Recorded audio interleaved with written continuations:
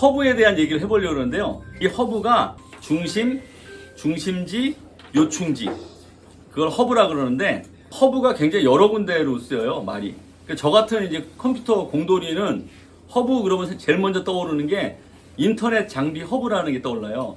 그러니까 이게 건물이나 사무실 바깥에서 메인 그 인터넷 연결 단자가 들어오잖아요. 그럼 이 단자를 여러 PC에다가 다 뿌려야 되잖아요. 그 여러 PC 인터넷 연결하는 선이 모이는 그 장비가 허브예요. 중심 요충지라는 뜻이고요. 그 다음에 제가 삼성에 있을 때 공항 프로젝트 했어요. 인천국제공항. 그 프로젝트를 했었는데, 그 프로젝트 20년 전이죠. 그 프로젝트 할 때 그 인천공항공사 사람들의 그 비전이 뭐냐면, 인천공항이 인터내셔널 허브 공항이 되겠다. 이런 거예요. 그래서 그 모든 그 공항 중에 중심 공항이 되겠다. 그래서 그때 경쟁한 공항이 쿠알라룸푸르 공항, 그 다음에 일본의 간사이 공항, 홍콩의 첵랍콕 공항. 그게 이제 영종도하고 치열하게 이제 혈투를 벌였는데 20여 년이 지난 지금 보니까 인천의 국제공항, 인천국제공항이 전 세계적으로 최고 공항의 그 반열에 오를 만큼 이렇게 성장을 해가지고 그쪽에서 사업을 했던 제가 뿌듯하고 보람을 느낍니다. 예전에는 그 물류가 굉장히 중요한 업무 분야이게 하나였는데 지금처럼 이렇게 커지리라고 생각을 못했어요. 물류 사업이 이제 어마어마하게 컸잖아요. 그래서 물류의 거점을 만들려고 기업들이 다 노력을 하는데 그 물류의 중심지를 또 물류 허브라고 합니다. 물류 허브. 그러니까 이 허브란 말은 중심, 중심지, 요충지 이런 용어로 쓰이는데요. 통신 장비의 중심지, 그다음에 공항의 중심, 물류의 중심, 여기 전부 허브라는 말을 써요. 이런 말은 없는데 제가 그럼 우리의 인생의 허브는 뭘까? 영적인 허브가 뭘까? 이런 생각을 해본 거예요. 오늘 박순봉 대표님 사업장에 오면서. 그래서 오늘은 영적 허브에 대해서 3가지 얘기를 좀 해보겠습니다. 첫 번째 소개할 영적 허브는요, 하나님과 대면하는 장소, 하나님과 대면하는 영역, 하나님과 대면하는 공간이나 시간, 여기가 영적 허브가 아니겠느냐, 이런 생각을 해본 거예요. 그래가지고 성경에는 영적 허브를 어떻게 기록되어 있나 봤더니 최초의 영적 허브는 어디냐? 에덴 동산인 거예요. 에덴 동산.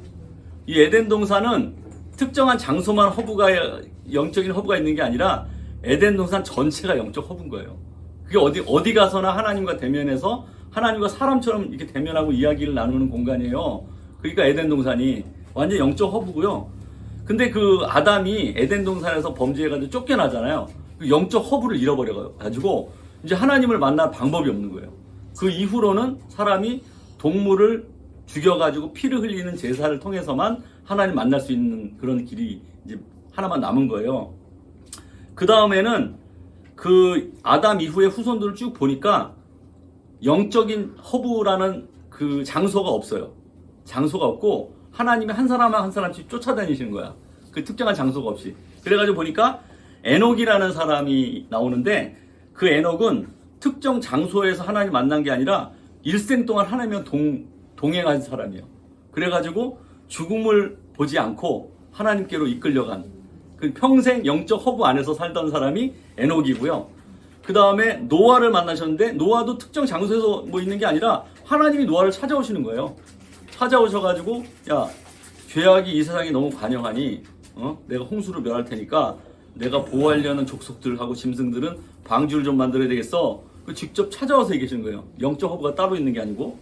그 다음에 아브라함을 만났는데 아브라함도 어떤 특정 장소가 아니라 직접 찾아오신 거예요. 아브라함을. 그래서 갈대아 우루 지방에 사는 아브라함한테 와서 너 본토 친척 아비집을 떠나서 내가 지시할 땅으로 가라, 이렇게 만나주시고, 그 다음에 그 유명한 구리의 야곱도 하나님이 야곱을 쫓아다니면서 얘기를 하시는 거예요. 그래서 마지막에 여러분 잘 아다시피 야곱이 이제 형님 앞으로 돌아오면서 가족이랑 가족들을 다 보내고 약복강 나라에서 혼자 쓸쓸히 있을 때 하나님이 이 인간은 혼자 놔두면 도저히 안 되겠다, 내가 한번 만나주마.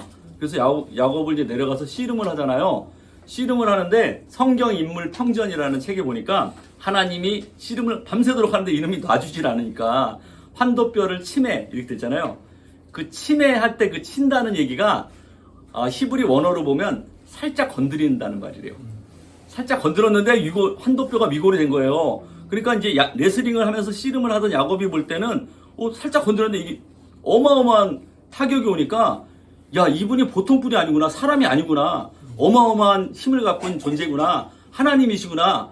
내가 여기서 까불면 큰일 나겠다 하는 걸 느꼈음에도 불구하고 그 악착 같은 성향 있잖아요. 그것 때문에 보통 사람 같으면 환도뼈를 툭 쳤는데 위골이 돼가지고 아프면 잘못했으면 용서해서 이렇게 해야 되는데 야곱은 오히려 꼭 바지가랑이를 붙들고 나를 축복하기 전에는 보내드리지 않겠습니다.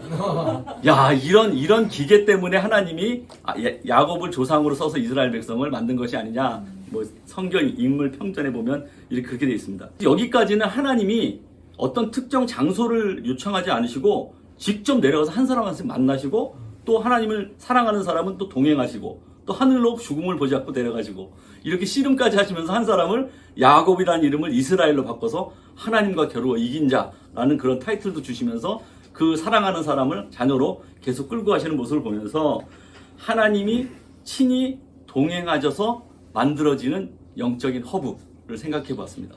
하나님 친히 찾아오셔서 동행하시며 또 친히 인도하셔서 하나로 MGM 이 사업장이 박순봉 대표님과 모든 직원들의 인생의 허브, 신앙의 허브, 영적인 허브가 되시기를 기원합니다.